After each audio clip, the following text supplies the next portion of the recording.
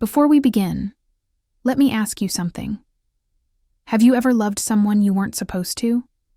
Or stayed silent when your heart was louder than your words? If stories like that speak to you, stories of quiet strength, of love that arrives late, but stays for good, then I hope you'll like this video and subscribe to the channel. Now let me take you somewhere soft and complicated, a place where choices echo louder than promises. I never thought my wedding day would smell like sandalwood and silence. The Hart estate was too grand for a family unraveling at the seams, all high ceilings, imported marble, and the scent of wood polish masking old grief. The guests were few, the music soft, the vows unspoken. I stood beneath a chandelier that glittered like frost, my hands cold despite the spring air. My dress was beautiful, yes. Ivory lace with tiny pearl buttons my mother would have adored. But she wasn't strong enough to attend, and my father, he couldn't meet my eyes.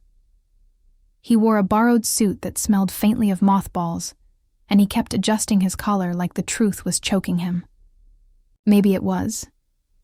Because today, he wasn't giving me away. He was paying off a debt. Ethan Trainer stood across from me like a statue carved from stone. Tall, composed, unreadable. A man who could make millions with a phone call but said nothing as I approached the altar. He didn't smile, didn't flinch. He simply nodded when asked if he would take me. I said yes because I had to. Because I couldn't watch my family fall apart again. The vows were brief, legal, practiced. The kiss never came. We signed papers in the study instead of dancing. And then, I was his. That night, I sat in my childhood bedroom, now stripped of warmth, now merely a guest room in a house that never really felt like home, and opened the old sewing basket my mother had once kept by the window. Inside, among faded spools of thread and a broken thimble, was an envelope. Yellowed, unsent, addressed in my mother's delicate script. Ethan Trainer. I stared at it, heart pounding. I knew the name, of course. The man I had just married. The man who had erased my father's gambling debts with a single signature. But this letter, it was written years ago. Before the hospital visits. Before the foreclosure threats. Before everything fell apart. My fingers trembled as I unfolded it. The ink had faded, but her voice rose clear from the page. Ethan, I know it's been years since we last spoke. I don't expect forgiveness. I just want you to know that there are days I still think of what could have been, that I still keep the bracelet you gave me tucked inside the drawer. I chose a different path, but not because I didn't love you. I stopped reading. Outside, the lights of the city blurred through the window, Seattle glowing faintly under a clouded sky. My thoughts spun. My mother, so gentle, so quiet, had written this? To him? Had she once loved Ethan Trainer? Suddenly the contract, the arranged marriage, the silence in Ethan's eyes, none of it felt random. I placed the letter back, gently, as though it might break. For a long moment, I just sat there, listening to the creaks of the old house and the distant hum of traffic. Somewhere downstairs, my new husband was likely reviewing business reports, or sipping expensive whiskey without tasting it. And yet, here I was, with a letter from my mother to the man I had just married, a man who might once have been the love she left behind. The next morning, I left the estate with a suitcase and the silence of 1,000 unanswered questions. Ethan sent a car, of course. Black, polished, clinical. The driver didn't speak. I watched the trees blur past, wondering how I was supposed to be a wife when I didn't even know who I was to him. When I arrived at Ethan's home, his real home, it was everything I expected. Modern, sterile, a study in restraint, the scent of cedar and old money hung in the air. The butler showed me to a guest suite with floor-to-ceiling windows and curtains that closed with a remote. It didn't feel like a room. It felt like a display. Dinner was served, but we barely spoke. He asked if I needed anything. I said no. He nodded. Before retreating to his wing of the house, he paused at the doorway. "Tomorrow," he said, his voice even, his gaze distant. "You'll have access to everything. You are free to come and go. There are no expectations." He started to turn away, but I couldn't help myself. "Why me?" I asked. "Why this arrangement?" Hesitated. Just for a second. Then, "Because your father was drowning, and you were the only one who could keep him afloat." And then he left. I stood in the quiet for a long time after, my hands curled around the frame of the door, the weight of that letter burning in my pocket. Somewhere between obligation and legacy, I had become part of a story that started long before I was born. And somehow, I knew this was only the beginning. The first morning in Ethan Trainor's house was eerily quiet. Not the peaceful kind of quiet, but the kind that settles into your bones, like an unfinished conversation. I woke early, not because I wanted to, but because I couldn't sleep. The sheets were soft but unfamiliar, the mattress too firm, the air too still. I stood by the window watching the city wake below. Seattle's skyline stretched in sharp angles against a graying sky, and ferries moved like slow ghosts across the sound. I wrapped my shawl tighter around me and wondered how many women had stood at this same window, though I already knew the answer. None. Ethan Trainor wasn't the marrying kind. Until me. A soft knock pulled me from my thoughts. "Breakfast is ready, ma'am," a voice said politely. I wasn't used to being called that. I wasn't used to being served anything. I made my way to the dining room. It was too large for two people. A glass table stretched long and narrow, lined with high-backed chairs that looked more decorative than comfortable. Ethan was already there, sipping black coffee from a matte porcelain mug. He stood when I entered, an old-fashioned gesture that surprised me. "Good morning," he said, voice even. Not warm, not cold, just practiced.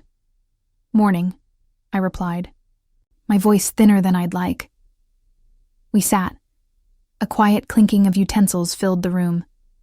Eggs, toast, fresh fruit, prepared to perfection. I barely touched mine. I had questions, but none I knew how to ask. The letter still burned in my pocket, unread past that one haunting paragraph. Halfway through the meal, he cleared his throat. "There's a driver available if you need to go anywhere. Groceries, shopping, your family's home. Just let Gerard." "No!" My eyes snapped to his. "You think I'm going back there?" "I think you're used to choosing your own direction," he replied. "And I don't intend to change that." A beat passed. "Thank you," I said, and I meant it.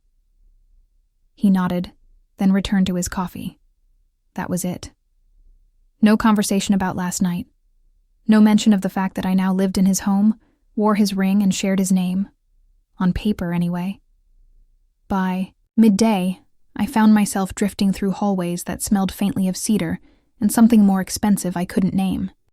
Always said the heart of a home was where the kettle boiled. And this kitchen was beautiful. Marble counters, copper pans, a window above the sink that let in just enough light to soften the steel fixtures. I reached for a mug.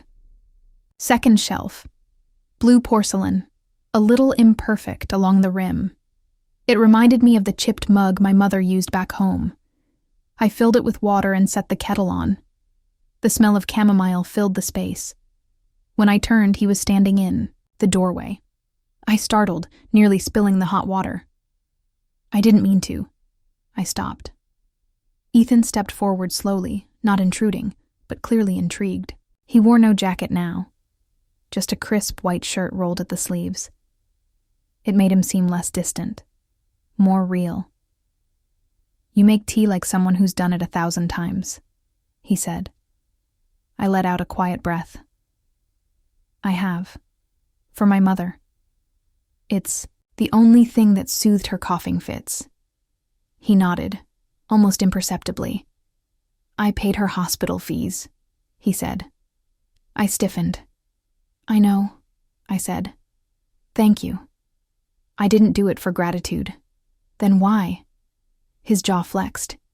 He looked away, then back, because it was the right thing to do. I poured a second cup, my hand steady now. Would you like one? I asked. For a moment, he looked surprised. Then he nodded. We sat at the kitchen island, across from each other. No grand dining room, no stiff chairs, just two people with mugs of chamomile and silence that no longer felt quite so hollow. He spoke first. I was married once, briefly. It didn't end well. I looked up. That was more than I expected. I'm sorry, I said. I'm not, he replied. We were never meant for each other. It was all convenient. I held his gaze. Is that what this is? He didn't answer right away. His fingers circled the rim of the cup. I don't know yet, he said. But I intend to find out. And in that quiet moment, I saw something shift. Not a smile, not a spark, but a crack, tiny and human in the armor he wore. That night, I tucked the letter from my mother into the drawer beside my bed. I didn't read the rest of it. Not yet. I wasn't ready to know all of her truth while I was still finding my own. I fell asleep to the distant hum of Seattle outside and the softer memory of a man accepting tea like it meant something. Maybe it did. The day began with clouds pressing, low against the sky, the kind of gray that settled over the city like a secret. I stayed in bed longer than usual, watching raindrops streak the window pane. Something inside me felt different, restless, uncertain. The letter still sat in my drawer, unopened beyond that first aching paragraph. But now, it whispered. By late morning, I found myself back in the kitchen. The kettle hissed on the stove. I needed the ritual. Chamomile again. Something steady. As I waited, I caught a glimpse of Ethan through the window, standing by the garden, talking on the phone. His back was straight, his hand buried in his pocket. From a distance, he looked more like a portrait than a person. But I had seen the man behind the mask now. Or at least the beginning of one. I brought the letter to my mother's bedside that afternoon. She had returned home a few days ago, stronger, but still fragile. Her bedroom was filled with soft light and the scent of lavender oil. I sat by her, sighed, holding the envelope like it might vanish. Mom, I said gently, did you know him before? She didn't pretend to misunderstand. Her eyes closed for a long moment. Yes, she whispered. A long time ago. Were you? I stopped. I wasn't sure what I was asking. We were young, she said. Too young. And I was scared. I thought choosing your father meant choosing stability. But that kind of security doesn't last when it's built on fear. Her voice cracked. I didn't stop loving Ethan. I just stopped choosing him. I didn't know what to say. My mother had always been quiet, graceful, the kind of woman who bore pain in silence. But now I could hear it, decades of it, folded into that single truth. I wrote that letter when I was pregnant with you, she continued. I never sent it. I didn't think it would matter. I didn't know. Her gaze met mine, soft but steady. I didn't know he'd come back. For you. The words landed like a breath held too long. Back at the estate, I found Ethan in the library, surrounded by books arranged too neatly to have been read. He was standing by the fireplace, one hand resting against the mantel. The rain outside cast a silver sheen on the windows. I read the rest of the letter, I said. He turned slowly. I figured you would. She loved you. His eyes darkened. We were never meant to last. But she did. She never stopped. A long silence. Then quietly, I asked her to leave with me once. She didn't, and I hated her for it. But more than that, I hated myself for thinking I could save her. He looked tired, not physically, but emotionally, like he'd carried something too heavy for too long. I didn't take you out of revenge, he said. I know how it looks. But that wasn't it. Then, why? Because your father was gambling away everything, and because you looked at me that day like you still had hope. I moved closer, standing just an arm's length away. You didn't do this for her? No, he said. I did it because I couldn't bear to watch another woman I once loved fade into nothing, and because maybe, just maybe, I wanted something real, even if it started in the wrong way. His voice trembled just slightly, and in that moment, I realized something. This wasn't a contract. It wasn't a transaction. It was the aftermath of choices made long before either of us knew how to live with them. I'm not her, I said quietly. No, he replied, but you remind me of the best parts of her, and of the man I was before I lost them. The fireplace crackled. A warmth spread between us that had nothing to do with heat. He reached out, not to hold me, but to place a hand gently over mine. It was enough. That night, I lay awake in the dark, the letter tucked beneath my pillow. Outside, the rain softened to a whisper. I was no longer angry. I was beginning to understand. And sometimes, understanding is where love begins. It happened on a Thursday, the kind of day that starts like any other and ends with the ground shifting beneath you. Gerard had just delivered groceries when the call came in. A voice I didn't recognize on the other end, but the words were sharp and immediate. Your brother collapsed at school. My heart dropped. I didn't even ask how. I just grabbed my coat and keys and told Gerard to drive. The hospital. Lights were too bright. The waiting room too clean. I found my brother lying on a narrow bed, pale and asleep, a saline drip in his arm. The nurse explained he hadn't eaten in 2 days. Anxiety, malnourishment, overexertion. My mother had been too weak to notice. My father, as always, had been nowhere. I sat at his side for hours, watching his chest rise and fall. He looked so small in that bed, so much younger than the 16 years he carried on paper. When he finally stirred, I took his hand. Why didn't you tell me? I whispered. He shrugged. You had enough to deal with.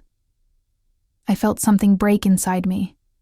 Guilt, grief, rage, all tangled together.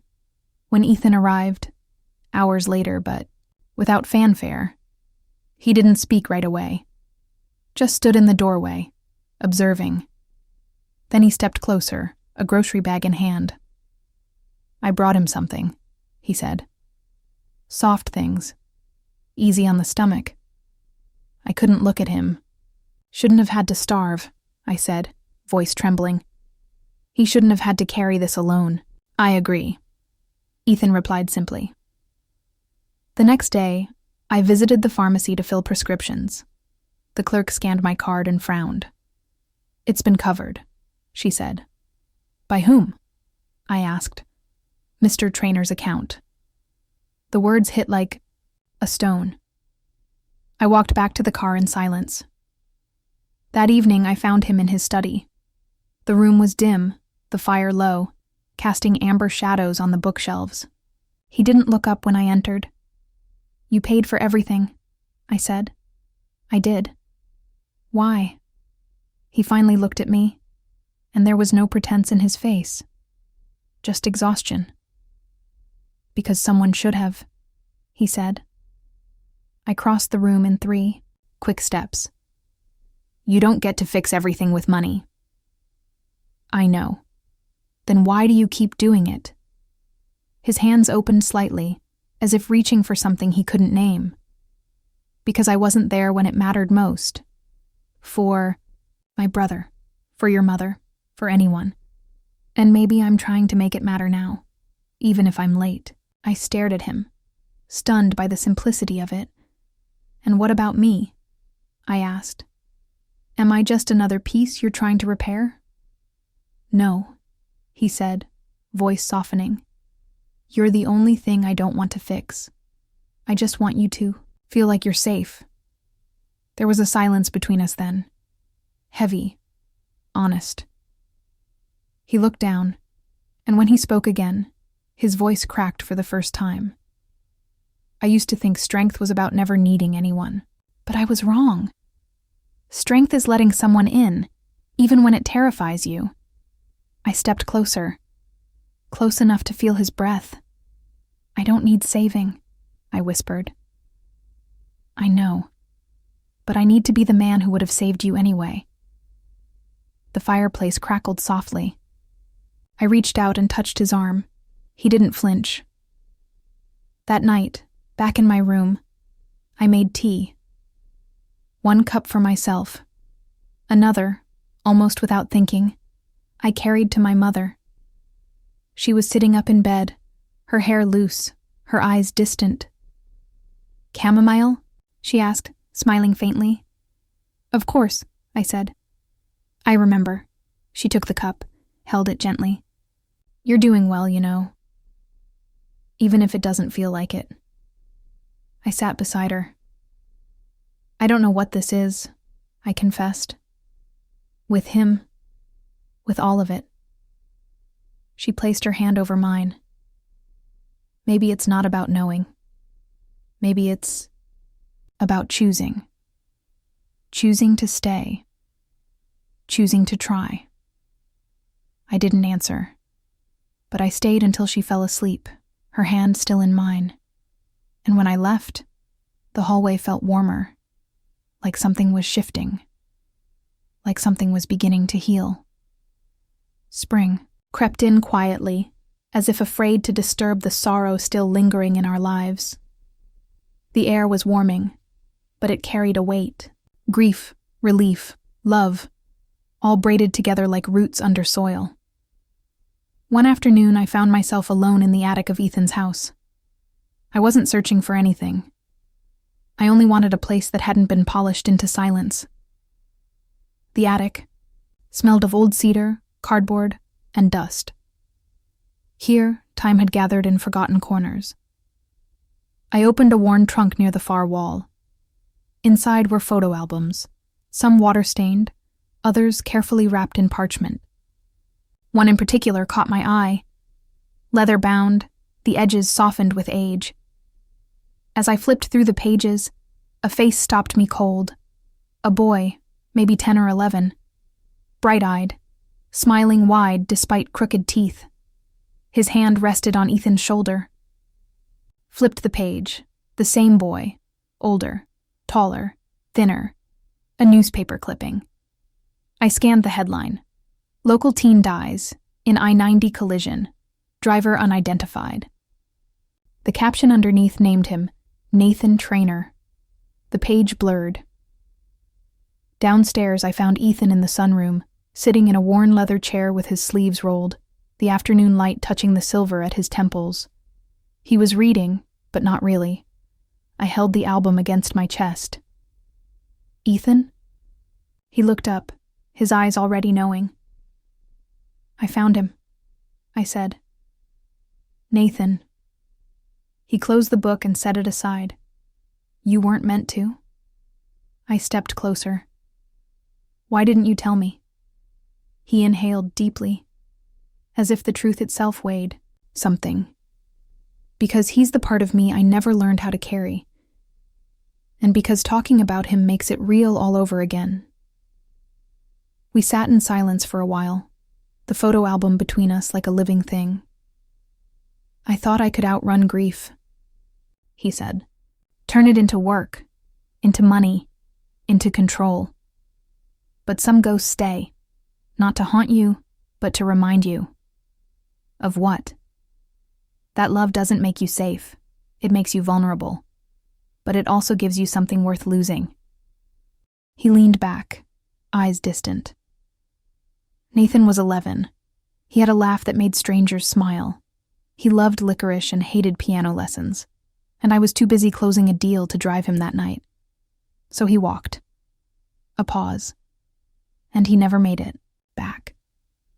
My chest tightened. I'm sorry, I whispered. He nodded once, but his voice had steadied. I think I've been trying to save someone ever since. Your mother. Your brother. You. You don't have to save me, Ethan.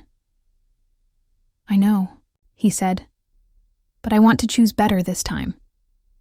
Later that evening, I sat with my mother in the garden. She was bundled in a blanket, her tea cooling beside her. Do you believe in second chances? I asked. She smiled gently. I believe in earned ones. I looked toward the house, where Ethan's silhouette moved past a window. He lost someone, I said. We all have, she replied. But it's what we do with the ache that defines us. She reached for my hand. And you, Lila? What will you do with yours? I didn't answer then. But that night, I crept back into the attic. I found an old box labeled Nathan's Things, in Ethan's neat handwriting. I didn't open it. I just sat beside it, letting its presence tell me what words never could. Some stories don't need fixing. They just need to be remembered, and some missing chapters teach us more than the ones we wrote ourselves. The next morning, a letter came. I found it on the breakfast table, crisp white against the pale wood, my name printed on the front in my father's handwriting. I hesitated before opening it. I already knew what it would say. Lila, you've had more than your share of good fortune. That man of yours has deep pockets. Maybe it's time he remembers who introduced you to. I'm still your father. You owe me. No greeting. No apology. Just the same bitter entitlement I had grown up with. I folded the letter carefully and placed it back in the envelope. I didn't cry. I didn't curse. I just felt hollow. When Ethan entered the kitchen, I handed him the envelope without a word. He read it once, then again.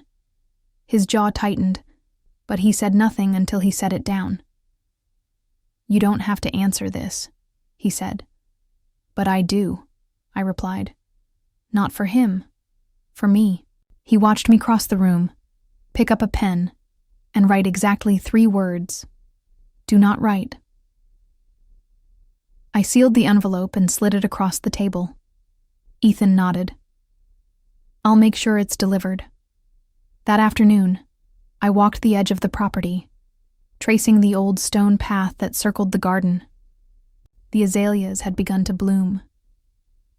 Their pale pink blossoms reminded me of spring days in my childhood, before the debt collectors, before my father's sharp voice changed the way I heard footsteps in the hallway. Ethan found me near the trellis, a mug of tea in each hand. I thought you could use one, he said. Thanks, I murmured, taking it. We stood together in silence for a while. The sun filtered through the leaves, casting dappled light on his shirt sleeves. There was something quieter about him lately, or maybe I was just learning how to hear it. You're not like him, I said softly. I've spent my life trying not to be, he replied. But sometimes I wonder if that's just fear disguised as discipline.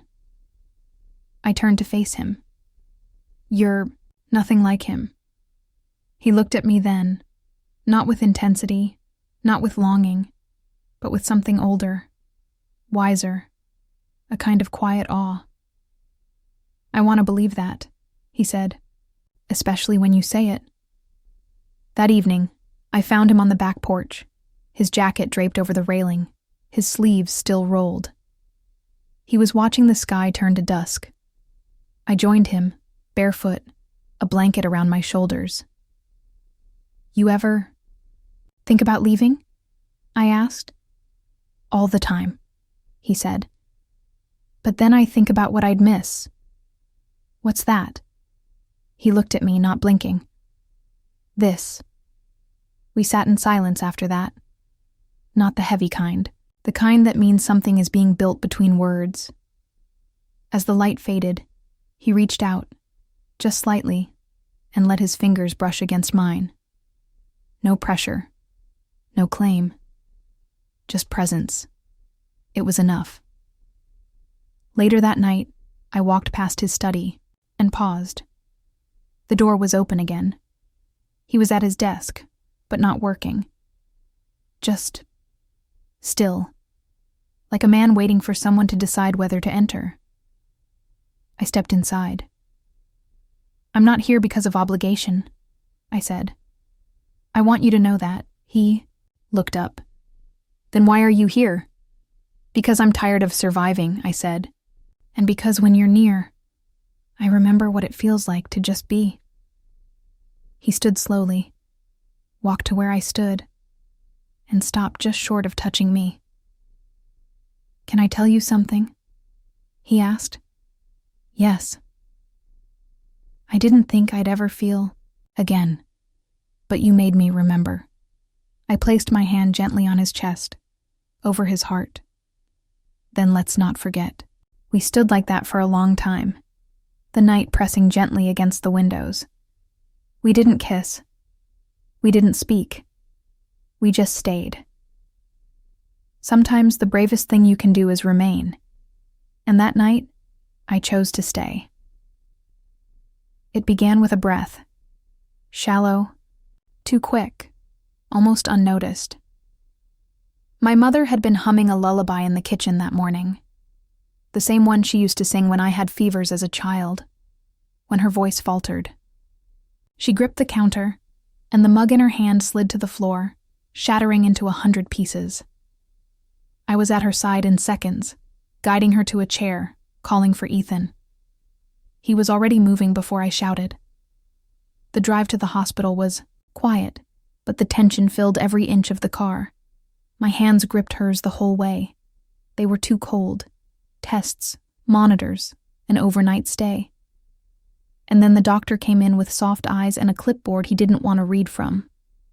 The cancer was back, aggressive, faster this time. We were looking at weeks, maybe less. I sat in the corner of the room after he left, watching my mother rest. Her chest rose and fell in uneven rhythms. She looked smaller somehow, folded into the hospital bed like she had collapsed in on herself. Ethan stood by the window, still as stone. "I can move her home," he said quietly. "Bring in a nurse, anything she needs." I nodded, too overwhelmed to speak. She wanted to go back. Not to our old house, to his. The place she once avoided. She wanted to spend her last days surrounded by the people she loved, whether she'd ever admitted it or not. So we did it. By evening, the guest suite was transformed. The bed lowered, the curtains softened, the shelves stocked with everything she might need. Ethan oversaw it all. Not like a man checking boxes, but like someone trying to say goodbye without saying the word. For the next few days, life slowed to a different rhythm.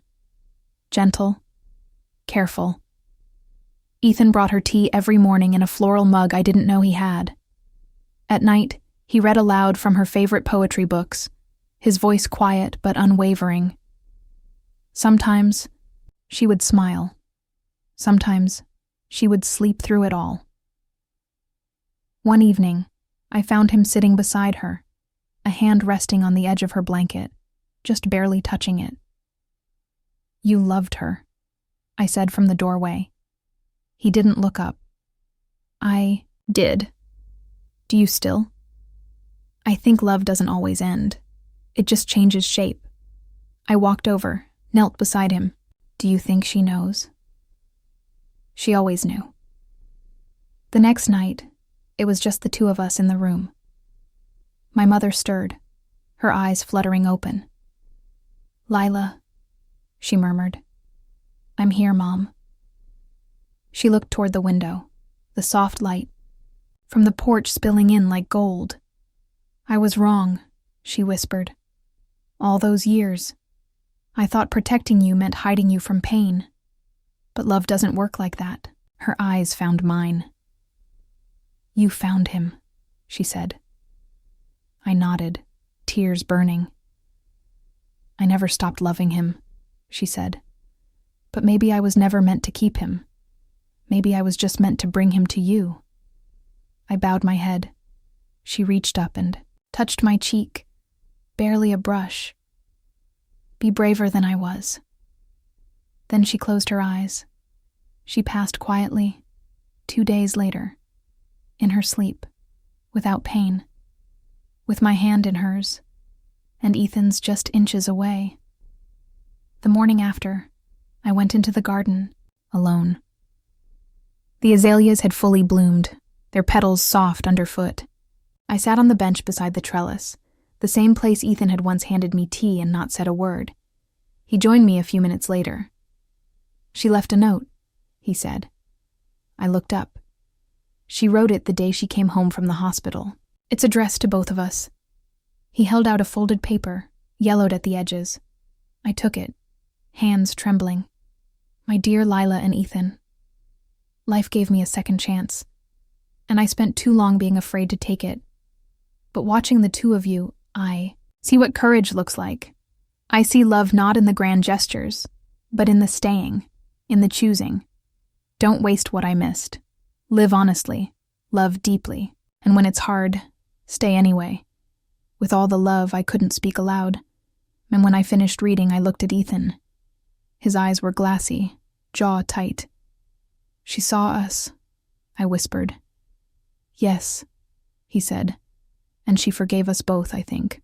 We sat there side by side, the sun slipping behind the trees, not holding hands, not making promises, just letting the grief and the love settle between us. And that, somehow, was enough. It snowed the first morning I woke up without her. Soft flakes drifted past the window, catching on the glass like memories refusing to melt. The house was quiet, not the kind of hush that follows a storm, but the kind that lingers when something important is missing. I stayed under the covers longer than usual, curled toward the empty space beside me, even though Ethan had never shared this bed. Still, his presence had filled the house in ways I hadn't noticed until now. When I finally made my way downstairs, he was already in the kitchen. No suit, no polished shoes. Just a gray sweater, his hair slightly tousled, as if he hadn't slept much either. "Coffee?" he asked. I nodded. We moved in practiced silence, not avoidance, just understanding. Two people navigating a new rhythm, where grief and comfort walked side by side. As he poured the coffee, I noticed something small but startling. The floral mug. My mother's. Cleaned and set beside a second cup. Not by accident. "She'd want us to keep using it," I said. "She would," Ethan agreed. "She hated the idea of things being saved only for special occasions." He handed it to me like a ceremony. I held it with both hands. Let the warmth settle into my skin. That day we didn't work, didn't clean, didn't talk about what came next. We went through her things slowly, not to get rid of them but to remember. I found old scarves she used, to wear on rainy days, a dried flower between the pages of her favorite novel, and in the back of a drawer, a photograph of her and Ethan when they were young, just before she married my father. They were smiling, leaning into each other like they had the whole world ahead of them. Ethan looked at it for a long time. "She was the first person who saw me," he said quietly. "And you're the first person who stayed." In the late afternoon, we sat on the back porch. Snow blanketed the garden, the azaleas buried beneath winter's hush. I pulled my coat tighter, but I didn't feel cold. Ethan handed me a letter. What's this? I've been writing it for a while, he said. Didn't know how it would end until now. I unfolded it slowly. Lila, I never expected you. Not like this. Not in the middle of a life I thought was already written. But you changed everything. You didn't need saving. You needed someone to choose you. And I didn't know how badly I needed to be the one who did. This house is quiet, but it's never been peaceful. Until you. Your laughter changed the air. Your grief taught me gentleness. Your love taught me to hope again. If you'll have me, I want to stay. Not as a condition or a debt paid, but as a man who is finally ready to love, fully and without fear. Yours, Ethan. I looked up. He was watching me, not with expectation, but with the steady gaze of someone who had already decided to love without conditions. I don't need a grand gesture, I said, voice thick. I just need this. You, me, a kitchen with tea mugs that don't match, a garden that comes back every spring. He reached for my hand. This time, I took his fully. That night, we made dinner together. Nothing fancy, just grilled cheese and tomato soup, comfort food. The kitchen smelled like thyme and garlic and home. We ate at the island, side by side, our knees touching lightly beneath the counter. Later he played the piano. Not the somber notes I'd once heard echoing through this house, but something softer, hopeful. I lay on the couch, eyes closed, letting the melody wrap around me. When he joined me, he didn't say anything. He just lay beside me, his arm brushing mine. And when I turned toward him, he met me halfway. Not in passion, not in desperation.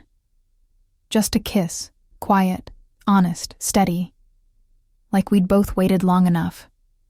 In the stillness after, I whispered, "We're here." "Yes," he said, "and we're not going anywhere." The snow continued to fall. Outside, the world was white and silent. Inside, it was the warmest winter I'd ever known. If this story touched something quiet in you, if it reminded you of second chances, of love that grows in silence, or of the strength it takes to stay, please consider liking this video and subscribing to the channel. There are more stories waiting. And maybe, just maybe, one of them is yours. Thank you for being here.